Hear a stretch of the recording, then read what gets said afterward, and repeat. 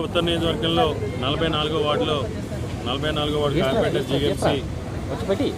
Floor leader సోదరులు శ్రీ బాణాల శ్రీనివాస్ గారి ఆధ్వర్యంలో 2 రోడ్లకు సంబంధించి ఈరోజు సుమారు 39 లక్షల రూపాయల నిధులతో అభివృద్ధి పనులకి శంకుస్థాపన చేయడం జరిగింది. అక్కేపాలెం 80 ఫీట్ రోడ్ నుంచి రామచంద్రనగర్ మీదుగా ఉర్దూ స్కూల్ వరకు, అదేవిధంగా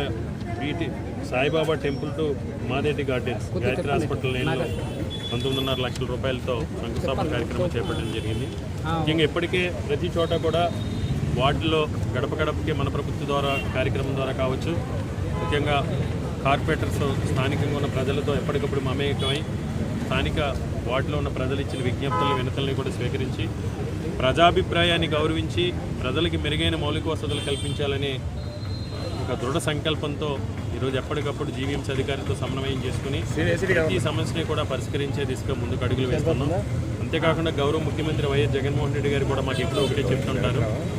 సంక్షేమానికి సంబంధించి ఏ విధంగా అయితే అర్హత ఉన్న చిట్ట చివరి లబ్ధిదారు వరకు కూడా సంక్షేమాన్ని అందించి పేద కుటుంబాల్లో వెలుగులు నింపాము, అదేవిధంగా అభివృద్ధికి సంబంధించి మౌలిక వసతులకు సంబంధించి తాగునీరు కానీ, మరుగునీరు కానీ, విద్యుత్ సమస్యలు కానీ, రోడ్స్ కానీ, డ్రైన్స్ కానీ, స్కూల్స్ కానీ, పార్క్స్ కానీ, అంగన్వాడీ సెంటర్స్ కానీ, బరియల్ గ్రౌండ్స్ కానీ, వాటన్నీ సంబంధించి కూడా ఎప్పటికప్పుడు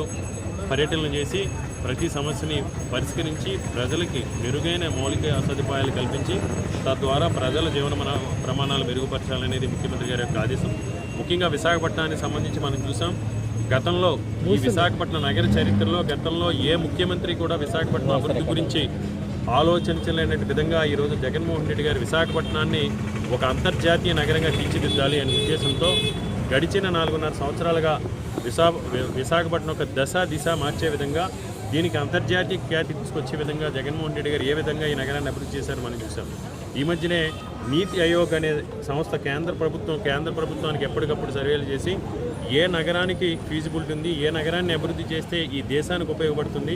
ఏ నగరంలో మౌలిక వసతులు కల్పించి ఏ నగరంలో మెరుగైన వసతులు కల్పిస్తే తద్వారా దేశానికి ఉపయోగపడే నగరాలు ఏంటనేది గుర్తించినప్పుడు మన విశాఖపట్నాన్ని ఒక 4వ నగరంగా ఈరోజు మన దేశ స్థాయిలో నీతి ఆయోగ్ గుర్తించి విశాఖపట్నం నగర అభివృద్ధికి ముఖ్యమంత్రి గారు తీసుకున్న చొరవ వల్ల ఈరోజు సుమారు 3,000 కోట్ల రూపాయల నిధులతో రాబో రోజుల్లో ఒక విశాఖపట్నం నగర పరిసర ప్రాంతాల్లో అన్ని రకాల వసతులు కల్పించడంతో పాటు దీనికి పర్యాటక రంగంలో కానీ, విద్యారంగంలో కానీ, పారిశ్రామిక రంగంలో కానీ, వైద్య రంగంలో కానీ అన్ని రంగాల్లోని కూడా విశాఖపట్నాన్ని దేశంలోని అగ్రగామి నగరంగా తీర్చిదిద్దేందుకు అన్ని ప్రయత్నాలు కూడా జరుగుతున్నాయి. కాబట్టి ప్రజలందరూ కూడా గమనించాల్సింది, ప్రజలందరూ కూడా ఆలోచించాల్సింది, ఎవరు నీతి నిజాయితీతో నిబద్ధతతో ఈ ప్రాంత అభివృద్ధి కోసం, ఉత్తరాంధ్ర ప్రాంత అభివృద్ధి కోసం పాటుపడుతున్నారు, ఎవరు ఓట్ల కోసమో సీట్ల కోసమో రాజకీయాలు చేసి అమరావతి పేరుతో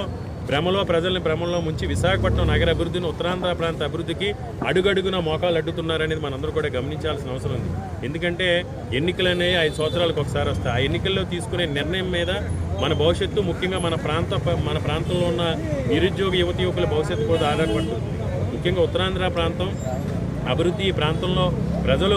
ముందుకు అన్ని రంగాల్లోనే ముందుకెళ్లాలని పాటుపడుతున్న ఏకైక నాయకుడు ఒక వైఎస్ జగన్మోహన్ రెడ్డి గారు మాత్రమే. ఈరోజు చంద్రబాబు నాయుడు అనుకున్న కొంతమంది వ్యక్తులు కానీ